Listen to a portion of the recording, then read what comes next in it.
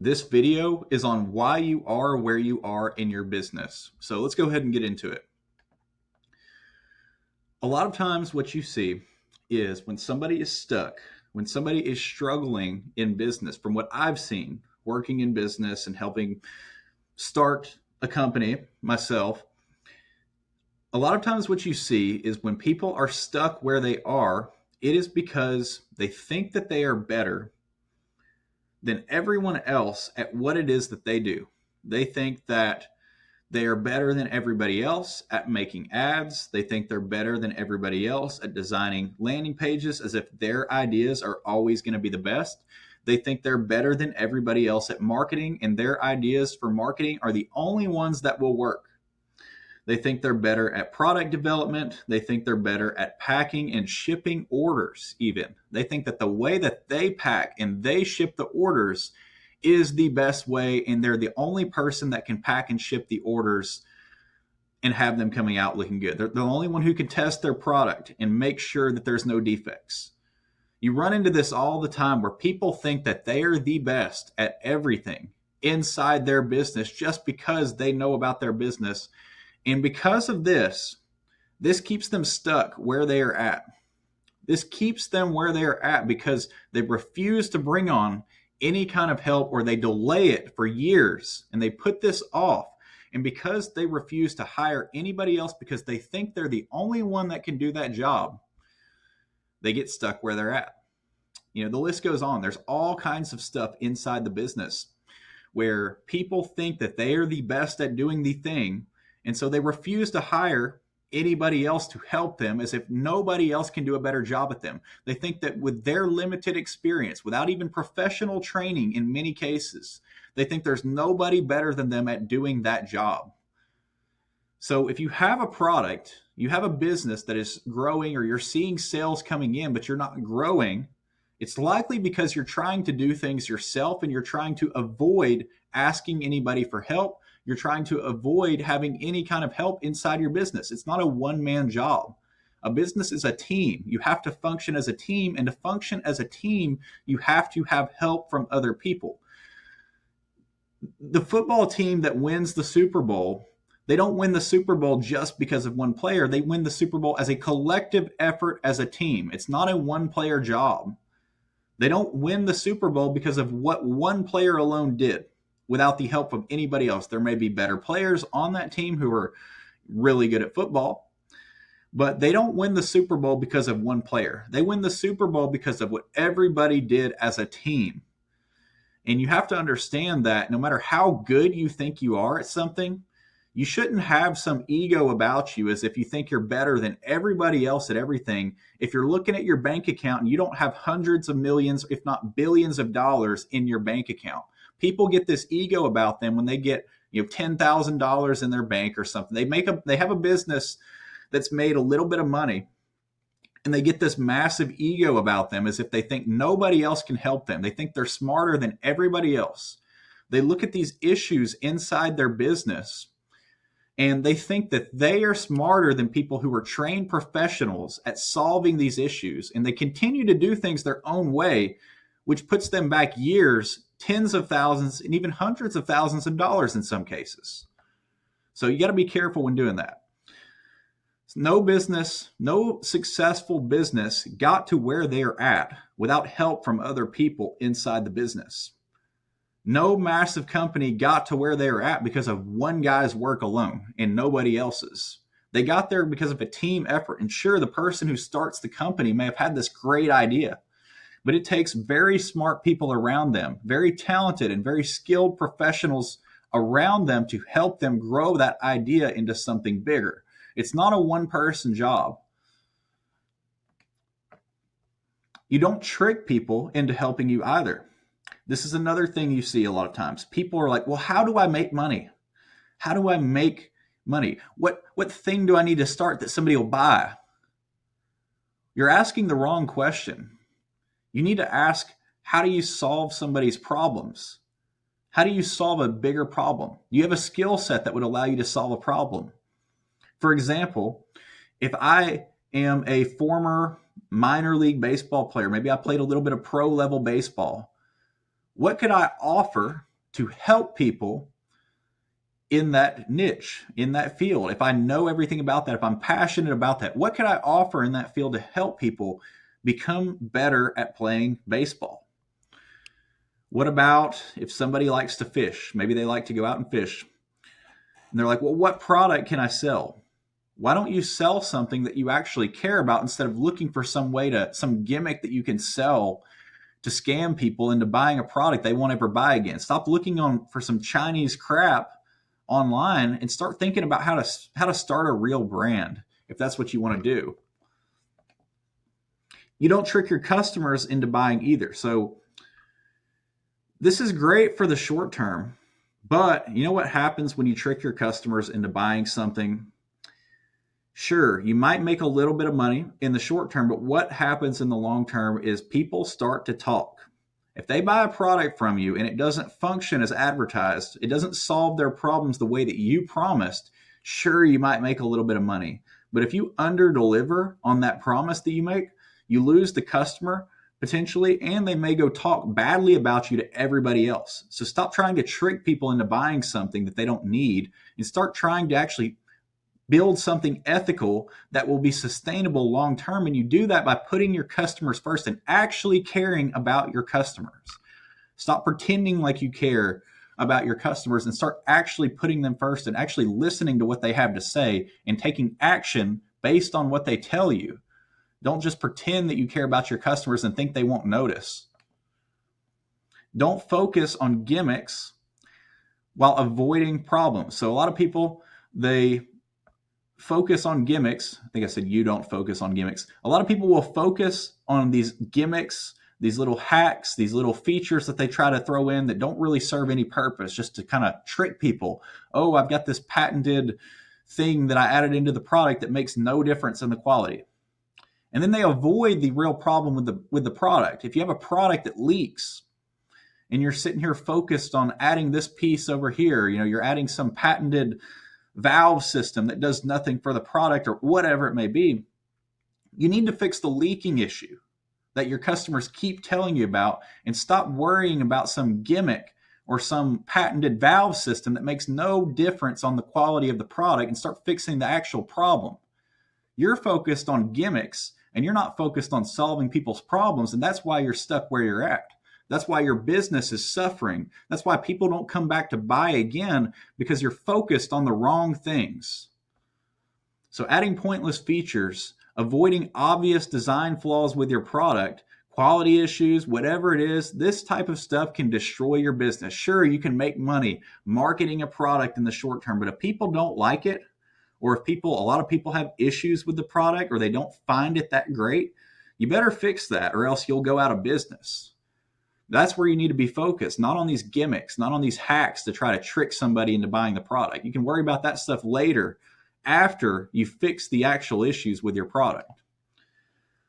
Chasing pointless metrics also will not pay your bills.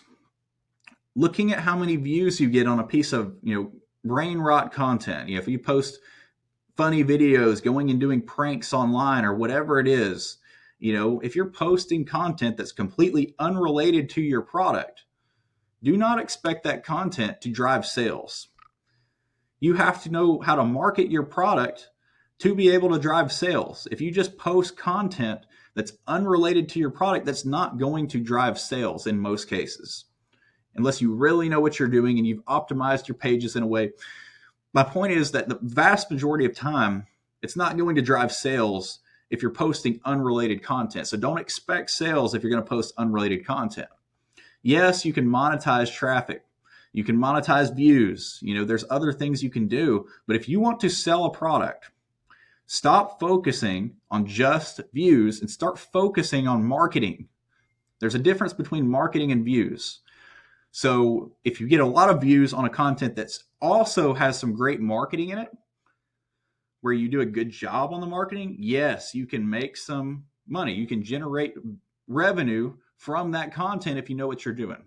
But it has to have both. If it's only one and you do a good job of getting engagement because you make some funny video doing a prank or something, but you're not talking about your product, don't expect people to necessarily buy the product directly from that video. Maybe over time, you can do some stuff, but don't expect them to buy directly from that video if it doesn't talk about the product in any way or isn't somehow at least related to the product that you're selling. Now, here's the next thing people do that keeps them stuck. They try to figure out very complex problems on their own. They have too much pride to ask anybody for help, to buy a course on anything, to listen to people, to feedback from people who've been there and done that. So they try to figure things out on their own. And what often happens is you have somebody who maybe they make a little bit of money, they start to see a little bit of success, but they're trying to do things their own way.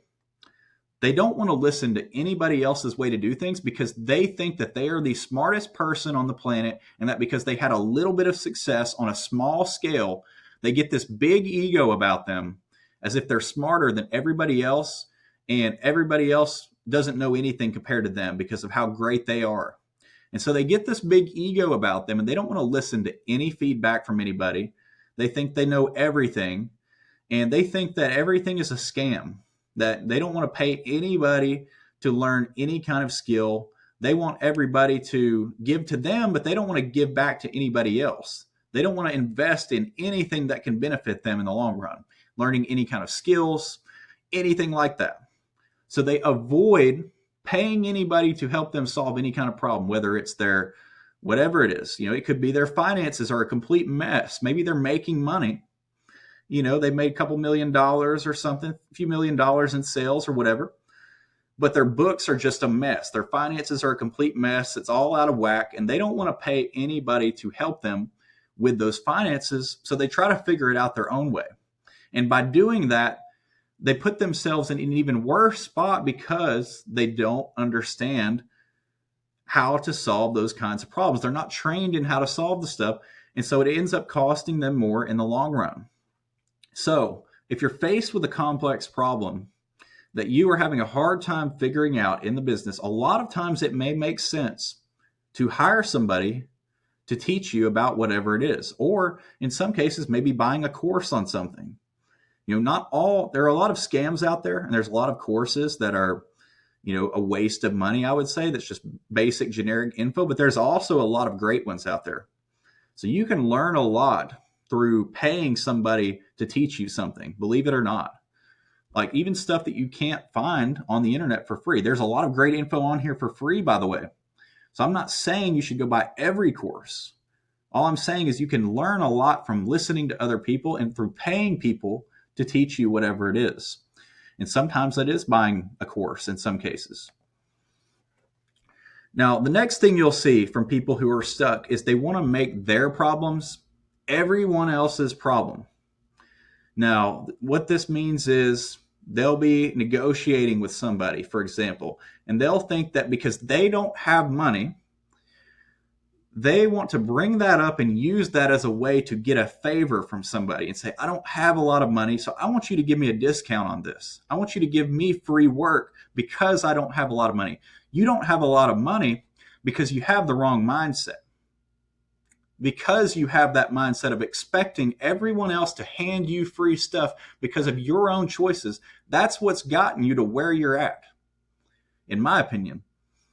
So if you don't have money and you're struggling financially, you're struggling to pay your bills, the last thing you should be doing is expecting at least people to bend over backwards and do favors for you that cost them lots of time and money, because that's what's gotten you to where you're at, is having that mindset of expecting people to do more than what you pay them for, expecting free work, expecting to be able to squeeze people for every dollar, or whatever it may be. That kind of mindset will keep you broke, because in business, people think that everything is a scam.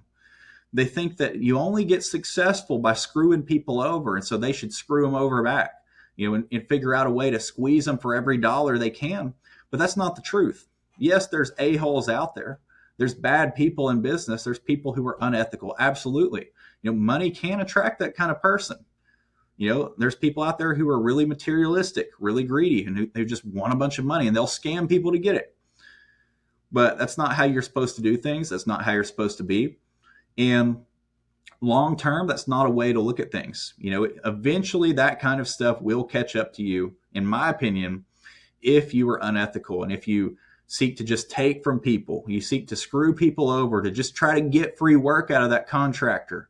You're like, oh, well, here's this contractor, we're paying him $400 a month or whatever. Let's try to trick him into doing some extra free work for us. That's not how you're supposed to treat people. You treat people the way you want to be treated, and you treat them with respect, especially if you're dealing with a small contractor who you're paying a few $100 for something. You treat them with respect. You treat them as a human being, and you develop a relationship with them. That's how you do business. You don't do business by squeezing people for every dollar you can to get every penny you can out of them, as if they're just your cash cow that you can just milk for money. That's why you were where you're at. That's why you were broke, because you have that mindset. The people who are successful that I see in business, at least, who are far more successful than me, they don't think like that. They're constantly looking to help people. They're constantly trying to treat people fairly. And sure, they don't put up with a bunch of crap. Maybe they fire people if they're doing a bad job or whatever, but they treat people with respect, generally speaking. Of course, you got some out here who are jerks or whatever, and that's normal. But usually, in most cases, the people who are really winning on a large scale, they do so because of their mindset. It all stems back to the mindset. Your mindset is what's responsible for everything in your life, and the way you look at these problems and the way you think about solving problems will affect everything in your business. If you're extremely disorganized, if you struggle to keep everything organized, you expect everybody to do things your own way, your business is going to be disorganized. Your finances are going to be disorganized. If you operate inefficiently, your business is going to be inefficient because you're operating inefficiently with everything you do. So think about that. If you are a cheap person and you seek to take advantage of other people, if you try to squeeze them for every dollar, you're going to attract people who want to squeeze you for every dollar, if that's how you operate. And you're going to repel the people who actually want to do honest business if you have that mindset, because people don't want to work with people like that. They can't stand them. So anyways, hope you guys found this helpful. This was just a little bit of a rant, I guess you could say, just going over some things that I would avoid just from what I've seen so far, working in e-commerce and working for a company. These are some things that I would avoid if you were trying to grow a business and be successful in business long term, and you're not looking for shortcuts. You're looking to build a real business that people care about. Try to put these principles first and put other people first. Try to actually build something that solves a real problem. So hope you guys found this helpful. But anyways, that is it.